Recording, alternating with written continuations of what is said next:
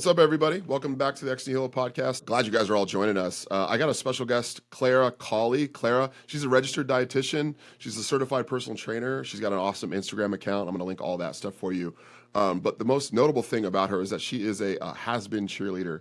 Clara, why are you a has-been? What happened? I always joke with my husband that I peaked in high school. I was a cheerleader in high school, and I feel like that was I was like at my peak fitness. And I think I've like based that off of like, I could do like, backflips and layouts and all this fun stuff. But just kind of tying that into being a dietitian and personal trainer, kind of the cheerleading aspect of rooting for people and cheering people on. And like, I'm like, I can see so much potential in you. So that's kind of where the has been cheerleader still shows itself every once in a while. Thanks for taking my question seriously. I was, I have a Yeah. really dry sense of humor. People are like, "What are you talking about, dude?" I love But dress. Yeah. Oh, good, good. We're on the same page. This will be Yeah. a fun Yeah. conversation then. We were talking offline a little bit about your background and how kind of got into dietetics, how you become a personal trainer, and your sort of history working in the Mhm. hospital and how things kind of came to be. So why don't you tell us a little bit about how you got into it before we jump in? Yeah. So I kind of initially got into nutrition my like tail end of high school. I was always active growing up. I did competitive gymnastics, cheerleading, tennis, track. I just loved being active. I just grew up that way. And at around junior, senior year, I really kind of noticed like, hey, like I remember it so distinctly. It was like a night after a spend the night party with some of my friends. And I feel like we ate like a whole sleeve of Oreos. And I woke up the next morning and I was like, I feel like I could feel so much better. Like, why did I eat all those Oreos? Like, I feel like crap. I mean, that kind of really spearheaded my like entrance into the world of nutrition. And then that kind of eventually led me to seeking out dietetics as a career path in college. I actually did not know you could be like a dietitian or a nutritionist when I went to school, when I went into college. Um, and actually went in for like exercise science just to kind of scratch that itch. Um, and then it wasn't honestly until junior year that I was like, oh, like you can like make a career out of nutrition. So that's kind of how I got into it. Um, I got into it kind of with the wrong intentions of being, a teenage girl. I was like all about, I want to lose weight. I want to be prettier. I want to feel better in my body. And did a lot of back in that day, it was like women's health magazines that you would like see on the stands, like at the grocery store checkout, like, Sure. a summer body, booty blast, whatever. And I bought into all of that, the like 1200 diet or 1200 calorie diet, like doing all of this cardio. Um, I just went about it in a really unhealthy way. And um, so that's kind of what got me into it. But here we are now. I mean, that Yeah. was 2009 when I first really kind of made my entrance into the world of nutrition and fitness. And now it's almost 2025. So I've grown a lot in every regard of my health. So your favorite women's magazine, was it like Women's Health, Witness Fitness? Was it like Oxygen or whatever? Man, What was the good one? I think it was honestly either Women's Health or Shape. I did love Shape magazine. Shape. Yeah. That's right. And I remember like going into college, I was like, I could like write an article for Shape magazine. And now I'm like, I could probably do that, but like, yeah.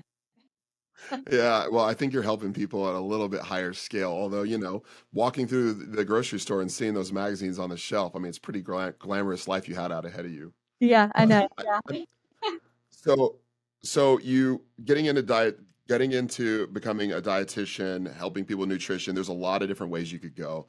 I Mhm. remember going to in college when they sent me to a nutritionist on campus, and they were like, "Yes, you need to eat this many calories and have this much oatmeal," and it was very much about how many calories I was eating. Do you feel like what would you say? I guess I'll say a phrase like this. What do you say is the difference between the way your philosophy in terms of how you're prescribing how people should eat versus, your more traditional like nutritionist advice? What would you say is the biggest difference? Yeah. Honestly, I have had to unlearn a lot of what I learned in school. Um, where a lot of it was kind of this focus on calories in, calories out. We did branch out of the food pyramid, right? We thankfully are not Yeah. doing that anymore. But really a lot of what I learned in school was focused on like disease management rather than prevention. And it all just kind of stemmed back to this like managing an issue that you already have. And a lot of times that kind of traced back to weight management and that traced back to calories in, calories out. And so it's like, okay, if you want to lose weight, you need to eat less than you burn. Just cut your calories, right? It's like you don't get this like strategic approach to it of like, well, how many should I cut? Like, right? It's like, okay, well, you hear I'll eat 1200 calories and that'll equate to if I'm burning, 3500 calories as a pound, then you just flash that off and like, awesome, I'm going to lose 1 or 2 pounds a week. Um Right. Many people have tried that and it's like, yeah, it works until it doesn't. And then you want to bang your head against the wall.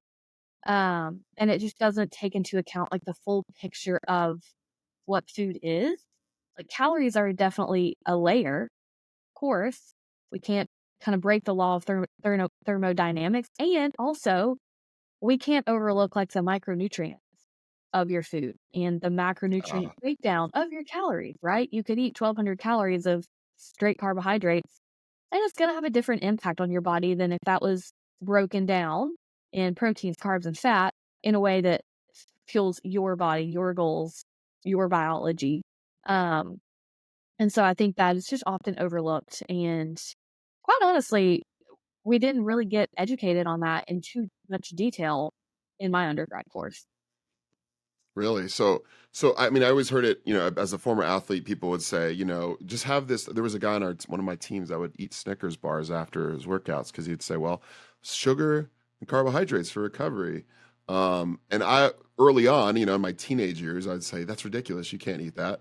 And be like, well, why not? And I didn't really have an answer to that. Yeah. And I think a lot of people are kind of still in that boat. So why can't I eat a Snickers bar after my workout? Do you think like that's a good advice or bad advice? I mean, And I know that's part of my dry sense of humor, but I actually do mean that question. I promise. yeah, yeah. Yeah, I love it. I mean, you definitely can eat a Snickers bar. It's like, one thing after working out, your muscles are going to be more primed to take up glucose so that your blood Right. sugar isn't as elevated. So theoretically, that would be kind of an ideal time to eat something that's maybe higher in sugar, higher in these like processed carbs and whatnot. And also, when we think about like the nutrition, the nutrient quality, the nutrient density of that Snickers bar, and if you're eating that for the carb replenishment, are there other healthier whole food carb sources that maybe would also provide more nutrition along with the carbs and the sugar? Um, but that's just my So take. so so after workouts is like a good time for a sugar, some form of sugar, and because your body's more like primed for it. But it sounds like you're saying, hey, I mean, you could eat. A Snickers bar which doesn't have any nutritional value, maybe no micronutrients, no no minerals, no vitamins. Mhm. You might there was probably something a little better for you to eat than maybe a processed candy bar. Yeah. Yeah, yeah, for Yeah, sure. it makes intuitive sense. Well, it's the holiday season. That's kind of what I wanted to get into because it's Yes. this is the time. Tis the season for all of like the candies. Like my grandma used to do the big tin with three types of popcorn. You know what I'm talking about? Yeah. The Oh, big tin, eat out. Yes. caramel, About that. cheese. Yeah, yeah, yeah. And Yeah. I would just eat the whole thing. But I don't know. Like, what's your advice? Right? How do we survive the holiday season while still enjoying ourselves without totally derailing our health? Because I feel like that's like some of the biggest challenges around the holiday is we come back January 1st and we've gained a bunch of weight. Like, maybe we should gain weight. I don't know what your thoughts are, but what do you think about that? Yeah. Um, well, it's funny you say maybe we should gain weight. Kind of thinking I'm learning more about like just living kind of in rhythm with like the seasons and how like in the Hmm. winter it's darker, it's colder. We want to like kind of hibernate and not be as active outside. And maybe you do gain a little weight, and it can kind of be protective or supportive. But I don't think that's really kind of what we're talking about when it comes to food choices with the holidays here. What I often think about and kind of if I could like tell myself 15 years ago, because holidays would freak me out, right? It's like, oh my gosh, there's going to be so much popcorn and sugar and like peanut butter, chocolate things, and, um, it Yes. just feels like it is a you're bound to blow your diet or gain 5 pounds, and it's just kinda you throw your hands up and you're like, "Whatever, I'm just gonna either say screw it and swan dive into the mashed potatoes and the pies and all of that stuff," or you kind of go the opposite end and you're, like, restricting and you're like, "I can't eat any of that stuff, that's so bad." But then usually when you do that, you kinda hit this breaking point and you end up still eating all of the stuff even more. So one thing that I wish that I could tell myself, and if someone's kind of feeling that way going into the holidays this time, is just like rewriting the narrative in your head. Like, what story are you telling yourself about like the holidays and the food that's going to be around? Like, what are you making this maybe one bigger meal mean? Or if you go to Christmas dinner or like some Christmas party and you overeat, like, what are you making that mean? Because a lot of people will overeat and go into that meal and overeat and they're like, well, screw it. I messed up. Like, I have no willpower. Like, the floodgates have opened. Let's do it. And it's just this kind of like all or nothing thinking that really kind of determines the rest of their holiday season and their food choices. It's all how they think about it. I've been learning a lot about just how our thoughts determine our action and how Dr. Dennis Waitley has this quote of something like, we move in the direction of our most dominant thought. And so, just like as you go into the holiday season, like what is your most dominant thought around the food, the meals, the parties, the gatherings? Like, what is your most dominant thought when it comes to that? Is it, gosh, this is going to blow my diet, or gosh, there's going to be like no way I'm going to be able to eat healthy or stick with my goals here? Because if you think that, your brain is going to find evidence for why that is actually true. And that's something called your reticular activation system in your brain. It like works like a filter. So if you have this thought, your brain is going to like scan the environment for proof of why that is true. And then you're probably going to act in a way that confirms that. So really just thinking like, what story are you telling yourself as you go into the holiday parties and Yeah, gatherings? so if I'm thinking, you know what, I'm just gonna like it's too late, let's say. Thanksgiving was so big, it's too late. That's my dominating thought. I Mhm. might as well just eat whatever.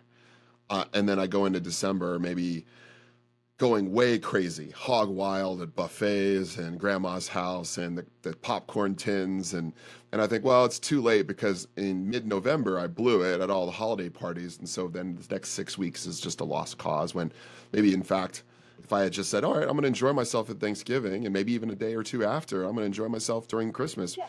But I'm going to maintain my normal workout rhythms, or I'm going to maintain my normal eating rhythms. Instead of doing that, we kind of lose inhibitions, it sounds Yeah. like you're saying. Yeah. Yeah. I think of it a lot of times, like, and it is the thing is, like, this is a different, like, you are living in a different situation. You're in a different context than you are, like, the other 360 or 330 days of the year, right? Like, this is just a very, I feel like a concentrated time of year where there's all kinds of gatherings and parties and food and sweets and all of that.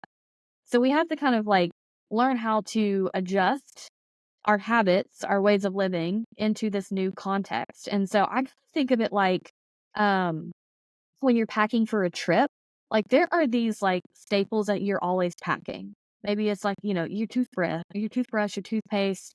Maybe it's just that like pair of jeans that, goes with everything or just feels good. There's things that you kind of always pack. So how can you going into the holiday season kind of think of like, okay, what certain habits, what meals can I think of as like kind of staple, non-negotiable things that I'm packing up with me to continue utilizing. And maybe that is like, yeah, I'm still working out. Maybe it's not your full gym program because maybe you're traveling for half of the month. But it's like, yeah, well, I have this non negotiable, this kind of bare minimum standard that I have for myself that I move my body for 30 minutes a day. I eat 30 grams of protein at breakfast. I don't skip breakfast.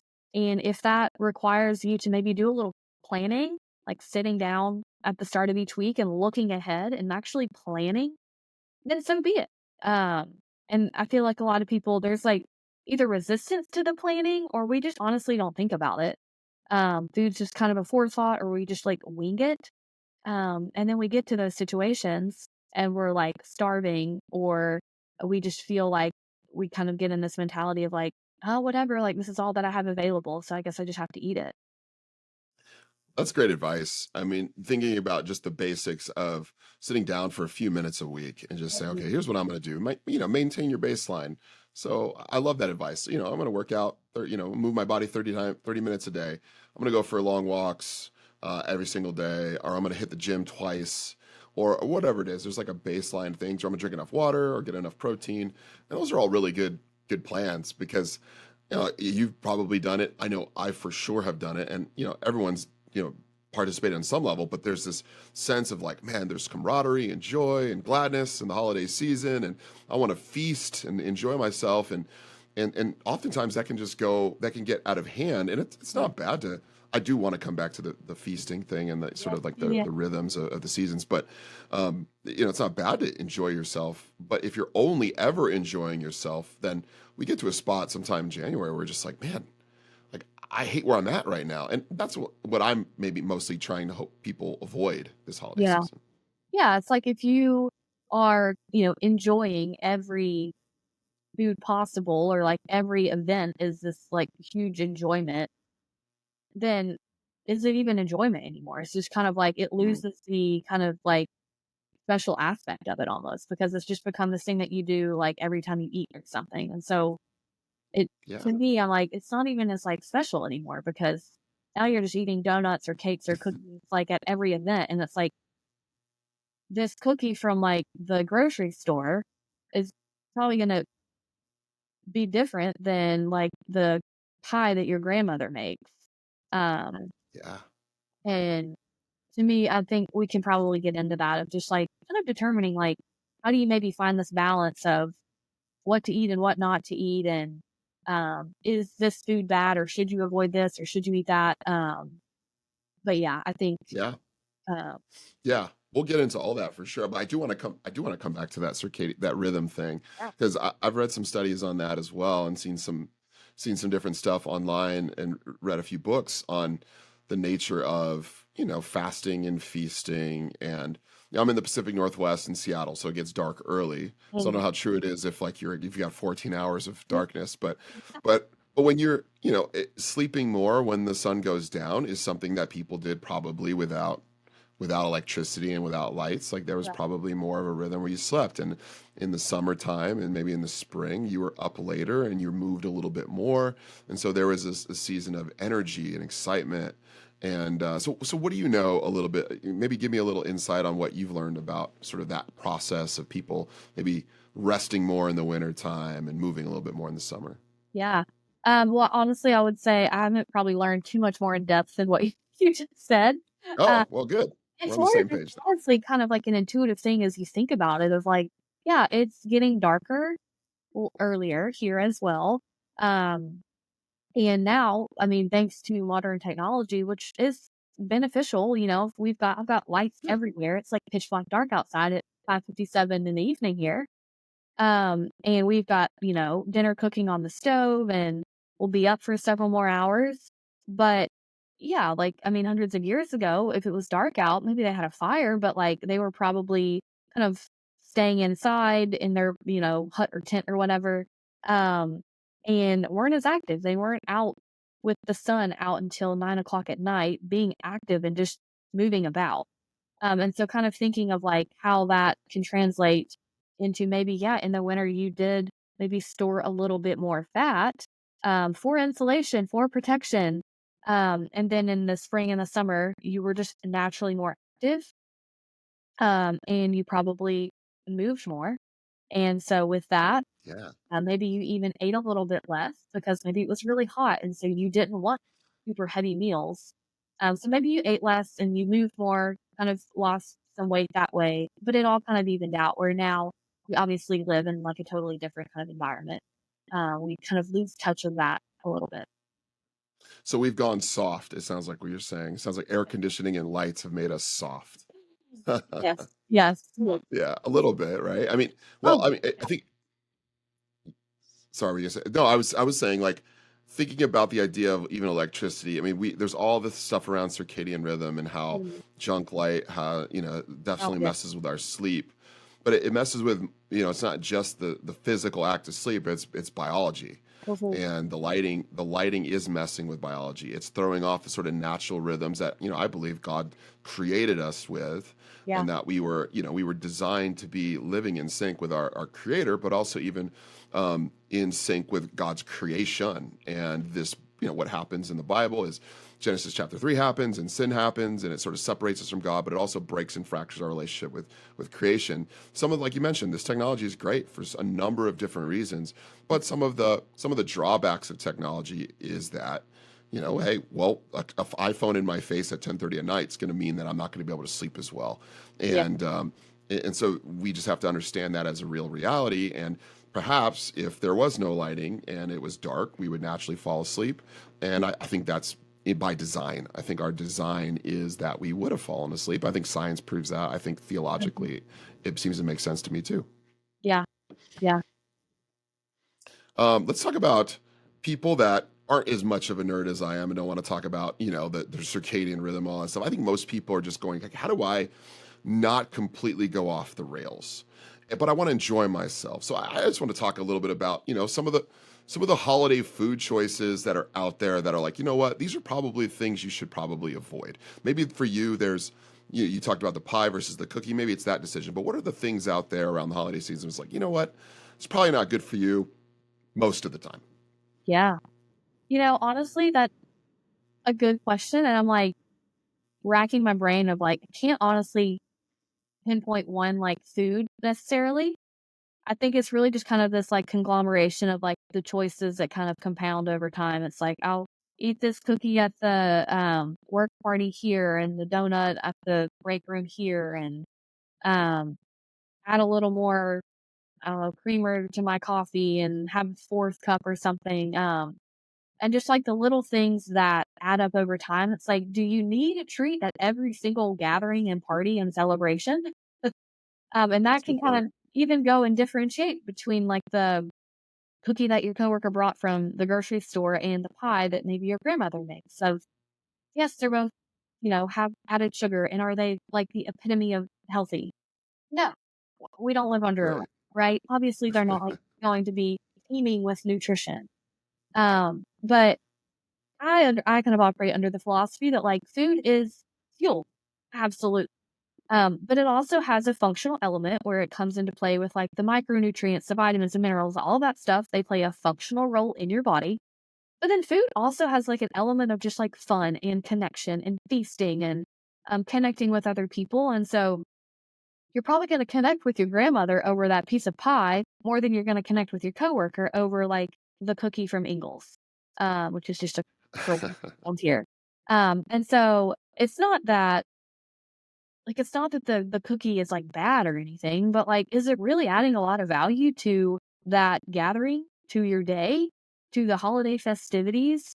Um, and if not, like, does it align with your goals and what you value most at the end of the day? I think sometimes we just like kind of just don't put a second thought into our food choices, especially when it's just all around us. We've got all of this food all around us all the time. It's so easy just to like grab a bite here, grab a taste there, and not actually think and run it through the filter of like, okay, if you have a health goal, like, does this food actually align with my health goal? And does it like align with what I actually value most in life? And I can feel sometimes kind of like very big and like weighty. Um, but it can be a helpful frame of reference just to kind of run things through when there are so many options around, of just thinking like, how does this actually fit into my life and my goals? Um, and Yeah. sometimes it might, and sometimes might not. And some foods might fit there more, and others obviously might not. Yeah, the cookie from Ingles probably not high on the list for things that are going to help, build connection and relationship with people or high level enjoyment. You might get that immediate rush. You got that sugar. Um, but man, grandma's pie that she's been making for decades. You sit down, the holidays. If you're talking about what you value most, so talk about a massive bang for your buck there. You're building relationship, you're connecting, it's delicious. It's all of these different things combined. Mhm. But you're right. It seems to me like, I'm guilty of this too. Pilot mode sets in. It's like, what do I want to eat? Like, okay, well, here I'm in the store. Well, again, I've already let myself go. It's Thanksgiving. So I'm Mhm. just going to eat whatever I want. But, I guess the opportunity cost of that is that, well, grandma's pie isn't as special as it could have been because Mhm. the Snickers bar I had after my workout and the cookie I ate on the go and the donut I had for Yeah. breakfast. And so there's a Yeah. slippery slope there. It is. And it's like, I'm sure you've heard the term hyperpalatable, where like Hmm. foods are hyper palatable. They're like very, very, very tasty. And that's a lot of Yeah. highly processed packaged foods, the cookies and the cakes and things from the grocery store that come in a package that are bright and colored and have all of these like flashy labels.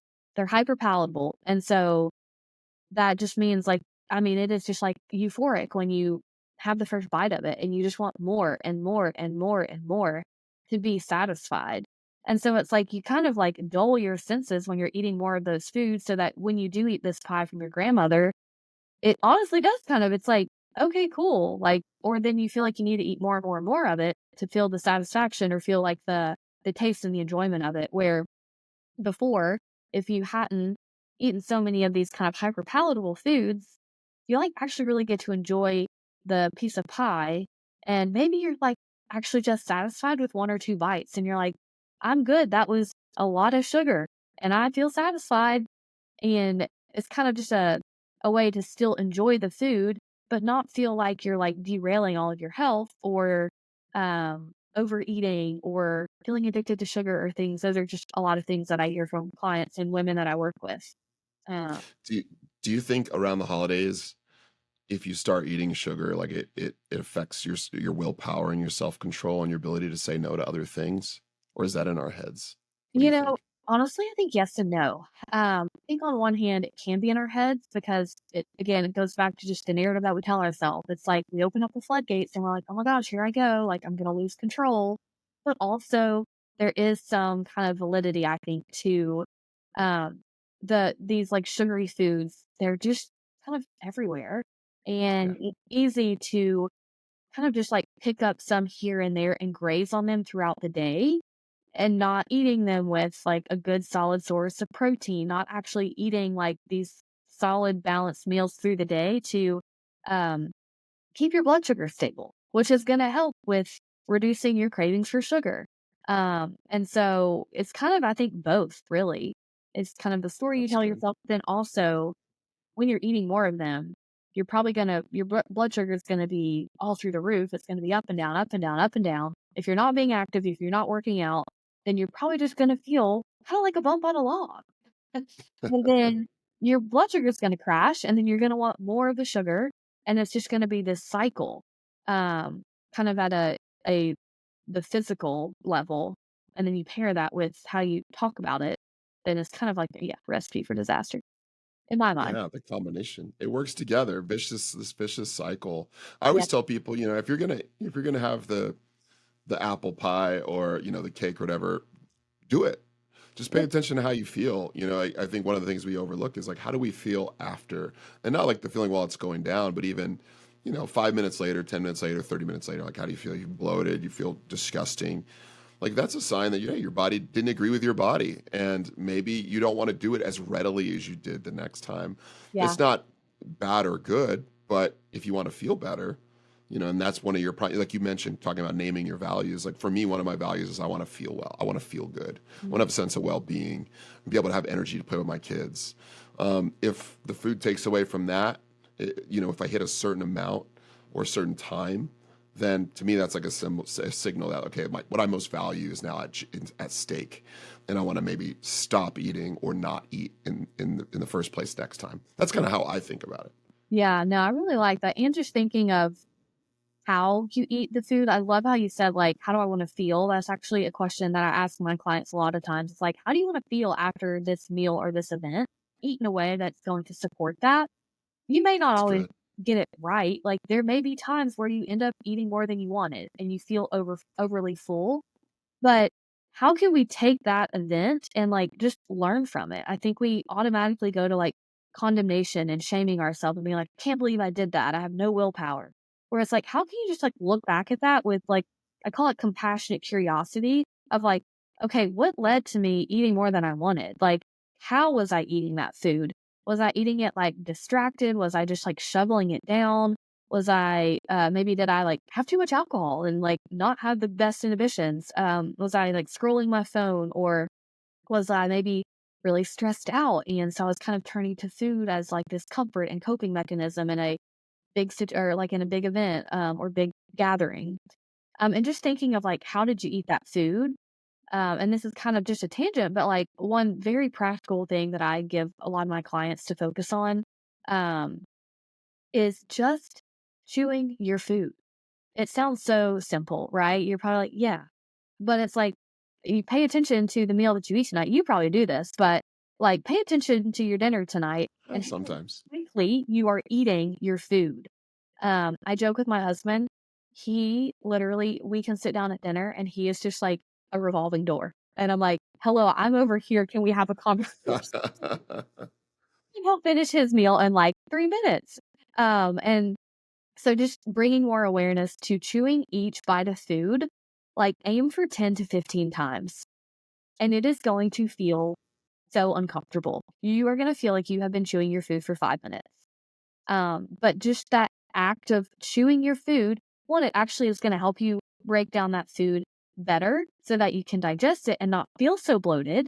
But also, it's going to help naturally regulate your intake of that food and help you tune in to be like, okay, I feel like I've had enough. And you just get to enjoy it more. Like, I'm sorry, if you're eating your food fast, you're not enjoying it. You get to the end and you're Well, like, what did I even just eat? Um, well, you tasted it for a second and then it's gone, yeah, and you could yeah, enjoy it for so much longer if you ate it slower. that's really good advice. And it seems simple, but I Yeah, keep saying I'm guilty of it. I'm guilty of everything you're I talking am about. too. But Yeah, this is another one of those things where the enjoyment level of the food definitely goes down when it's just in your mouth less time. And yeah, there's like this there's a feedback loop for it takes time for your stomach to tell your brain, hey, enough is enough. And when you wolf your food down, you probably end up eating a little bit more than you should and more than you yeah, probably wanted to in the first place. yeah, yeah, All right, so let's say everyone is like, okay, I'm hearing you, but like I still don't want to be totally unhealthy. Like I got to ask you, just what are your like still festive-ish around the holidays, but not totally off the wall unhealthy foods? Like what are the things you like to eat? yeah. Um, Honestly, I mean, just coming off the heels of Thanksgiving, I love cranberry sauce. Um, we we had our small group yesterday, and we were just talking about our Thanksgivings, and I was like, I just love cranberry sauce, guys. And we did not have any cranberry sauce. We had 2 Thanksgivings, and we didn't have any. But growing up, I would eat like I don't know if you had the cranberry sauce that came in a can. Oh, for sure, Oh for yeah. sure. That was a cranberry sauce I loved, and honestly, I would still eat that now, but I have given it a bit of a healthier twist with just making it yourself with fresh cranberries. Yeah, Um, for sure. so I love that. I feel like I have always loved hot chocolate, so I've really gotten into making this just like, I mean, it's nothing groundbreaking, but just like protein hot chocolate with like a bone broth, collagen, or protein powder Oh, and like awesome. milk. Um, I love it. I probably last winter, I probably had it every night. Um, That's great. Other things, something just like a baked oatmeal for breakfast. I mean, you can make Yeah, that with so many like festive flavors that, you can add a little maple syrup or honey there if you want, but just yeah. so many different flavors there that feel festive, but are Even still, seasonings, yeah, or spices. yeah, like last winter I did like a ginger and cranberry and like orange flavored one. So that's another one. That's great. Yeah, that sounds amazing. I feel like I need to get on that train. We do like you ever do like bulletproof coffee before? I've never Or done that. like No. Yeah. yeah, it's like grass-fed butter and Yeah. MCT oil. Yeah. And it tastes like a latte basically, but That's you could add some pumpkin spice or some cinnamon to it and some like sweetener and it's really good. It tastes like a pumpkin spice latte. And it's not terrible. For me, like I'm lucky because I love eating meat. So turkey, Yes. you just like I'm Yep. great. Turkey, chicken, Yep. beef, give it to me. This is my season. So Yes. I get to kind of like I don't have to wrestle with a lot of different conversations, but I just love the animals. So give it Yeah. to me. No, I'm with you. I am like, give me all of the turkey. We didn't even have turkey for Thanksgiving this year either. We had brisket, which I'm sure maybe you left. But Darn. Oh my gosh, that's so horrible. I'm so it's sorry like, for you. I honestly would have preferred the turkey, but everyone's like, you are insane. But yeah, I love some animal protein over here as well. Come on. What about going out to eat? You've recently posted about this, but Mm. you get invited to a lot of different parties. You got work parties. You got like, hey, that engagement parties, Christmas parties, out all all these different things. How do we handle going out to eat? Eating, drinking. Like, what are the big challenges, and how do we deal with it? Yeah. I think again, it's kind of this whole like how you go into it, how you think about it. But when I think of, and honestly, my view and perspective of this has probably changed through the years, or just become a little bit more, um, I guess, refined, for lack of better words. But like when I think of going to a holiday party or gathering, um, like, I think of it typically, you're going to be there for the company, like, the people that are there, not necessarily, like, the food on the menu. And maybe, depending where the party is, maybe the food is gonna be really great. But at the end of the day, you're probably there to connect with the people that you're with. Um, and so I think just keeping that top of mind, and especially with, like, some people going through this year or this season, like, maybe they have more stringent health goals or whatnot that they're wanting to work towards. And they have to go into a party like this and like remind themselves, like, it's not just about the food. Like, the food is obviously an incredible part of gathering and being in communion and fellowship with people. And also, it's not the only thing.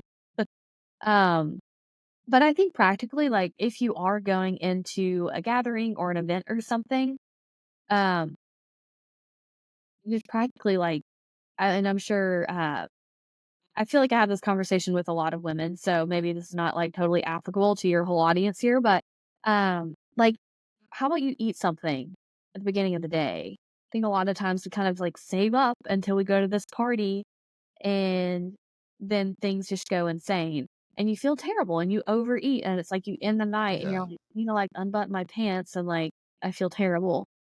So like actually eat like a Yeah. normal person earlier in the day. And I know that sounds for so many people, it's like, oh, but I'm gonna already overeat at that party, and so then I'm gonna even eat all of that. I'm gonna eat so much food, I'm gonna gain so much weight. I'm like, you think, but actually it's kind of the opposite.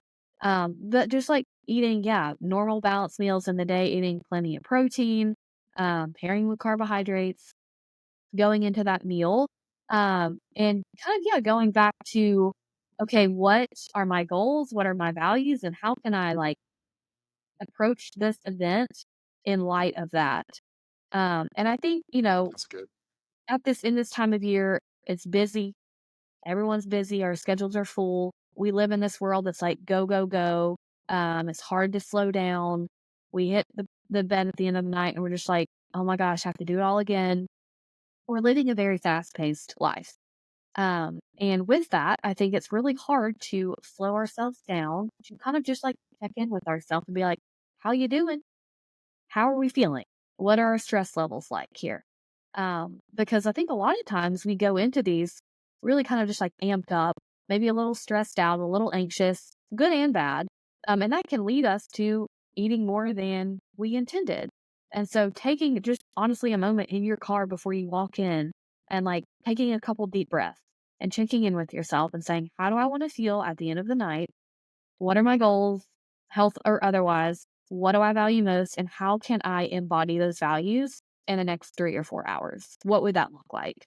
And then go and try your best to do it.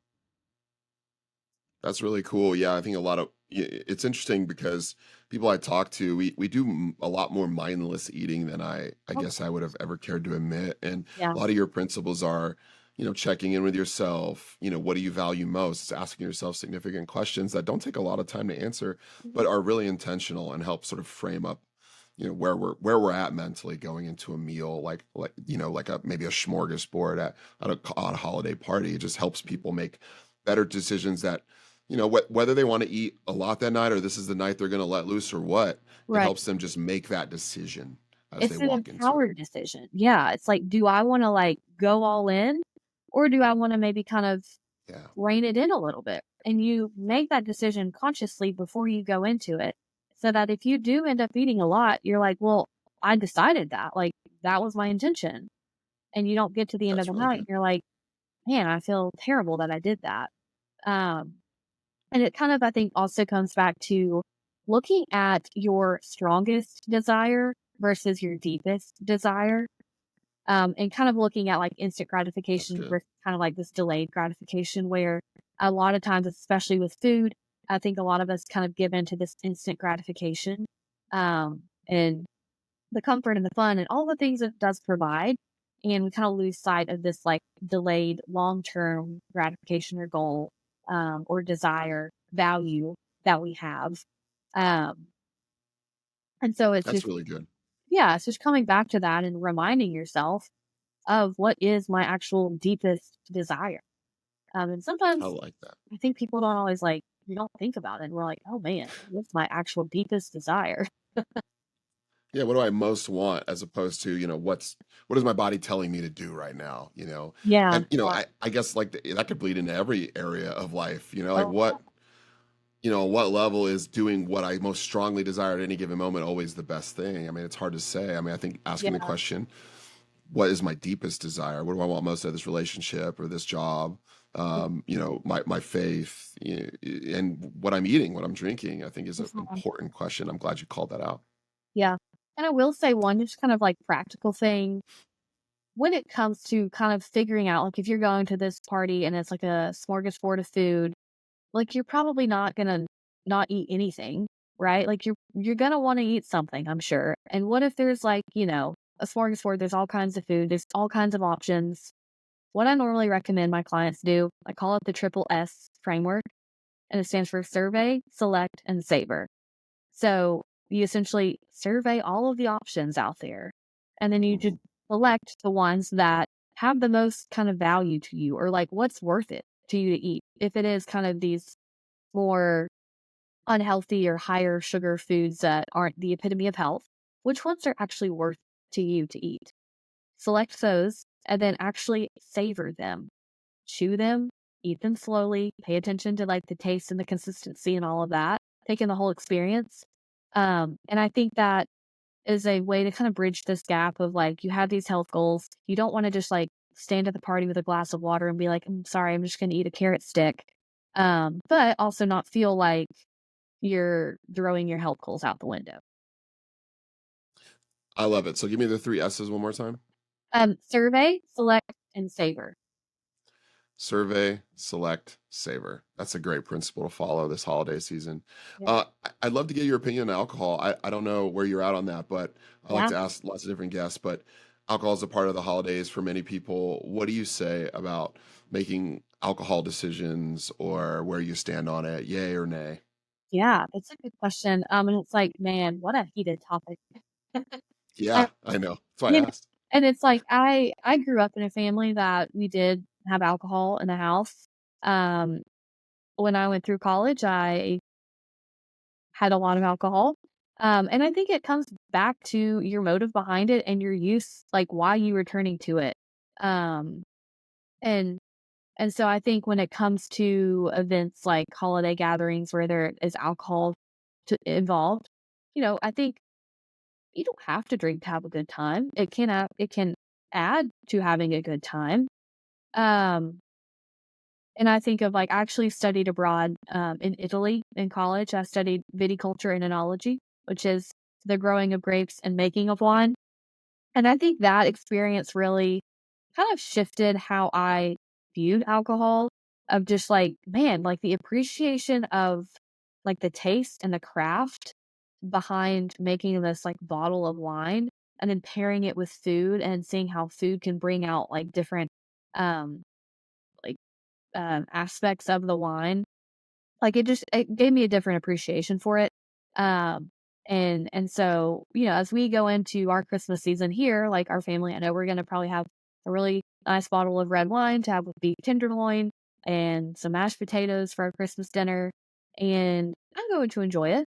Um, but it's as kind of an accompaniment to the meal, not like a crutch sort of thing. And I think that Yeah, everyone comes to a different conclusion. Obviously, I know I'm not making sure. anyone's decision for here, but um, I think yeah, it can definitely be, and we see in scripture that wine is people consumed it, to turn water into wine, and so I think it's just our relationship to it, our motive behind using it, and just having that self discipline around it. Absolutely. Yeah. I mean, um, yeah, there's obviously a lot of theological conversation we could have around it, but I think your principles Yeah. are really valid because it's, what is my relationship to it? Why am I partaking of it? Am I leaning on it for it?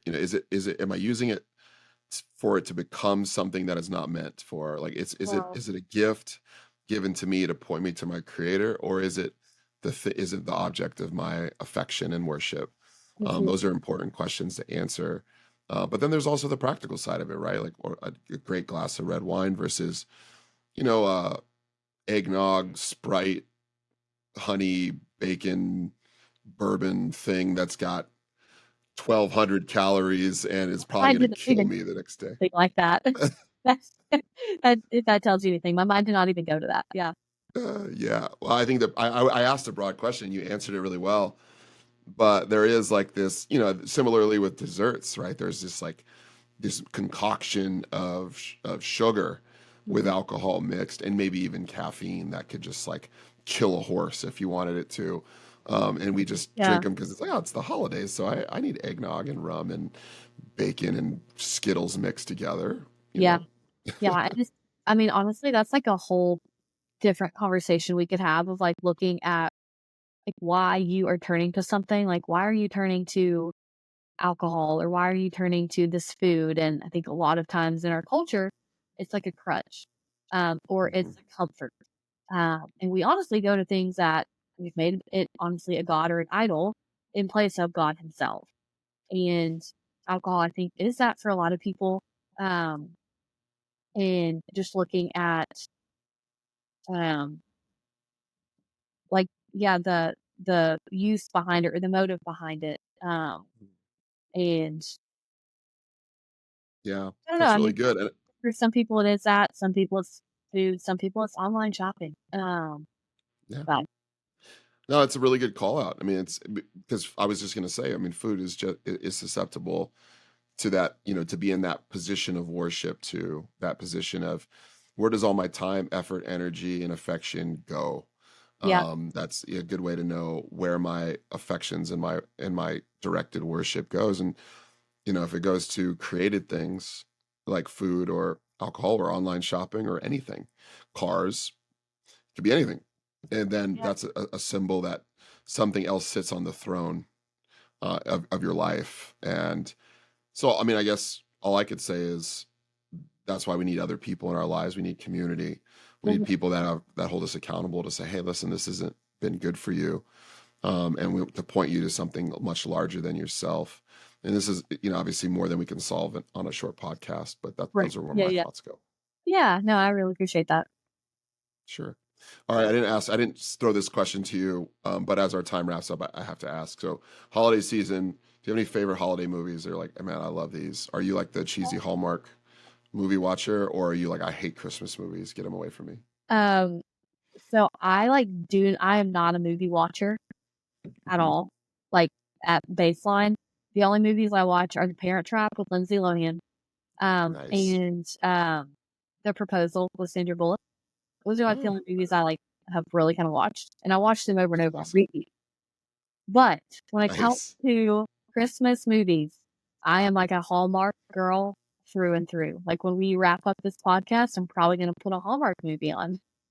Awesome. And it is like It it's isn't. like my Why? What is it about them that you I like? don't Like, what know. is it? Like I don't watch romance movies or rom-coms like normally. So I don't know what it is. I think it's just like they're so cheesy and it's like the plot line. Things are gonna like be happy at the end and it just I don't know what it is. I can't tell you, Eddie, but that is my guilty It pleasure. warms the heart. Yeah, yeah. I have Well, my little the, bone broth hot chocolate and call it a night. hey, millions around the United States are doing the exact same thing Yep, tonight. So you're in great yep. company. All right, Clara, thanks for being on. Where can people find more about you? Give me like where can people find you online, Instagram, all that stuff? Yeah, I am on Instagram at Redemptive Health, and then my website is redemptivehealth.com. So yeah, follow me or Redemptive Health. shoot me a message. I'd love to connect, and yeah, And you do one-on-one coaching I still do. as Yeah, well? I do one-on-one coaching mainly with women, and also have a monthly membership that combines workouts and some nutrition coaching there as well. So yeah, would love to invite you into either. Not you, Eddie, but Well, if you guys out there yeah, have found Clara helpful like I have, you should absolutely reach out to her. yeah. And she's super available. Obviously, she's on our show, so we're super happy to have you. Clara, thank you so much for jumping on with me. Eddie, thank you so much. It's been such a great hour or so chatting with you. Absolutely.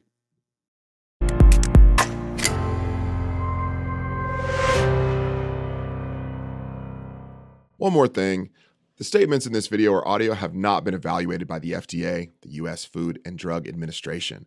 Information provided here is not intended to diagnose, treat, cure, or prevent any disease. The information provided by this website and or by this podcast is not a substitute for a physician visit and should not be taken as medical advice of any sort or kind. This is a list of resources for further self-research and work with your personal physician if needed. By using any of this information, by watching, listening, or reading it, you are accepting responsibility for your own health and health decisions and expressly release this podcast, its participants, and its websites from any and all liability whatsoever, including that which might come from negligence. Also, don't smoke cigarettes, don't do drugs, stay in school, don't touch hot surfaces, and please wear your safety glasses when cutting wood.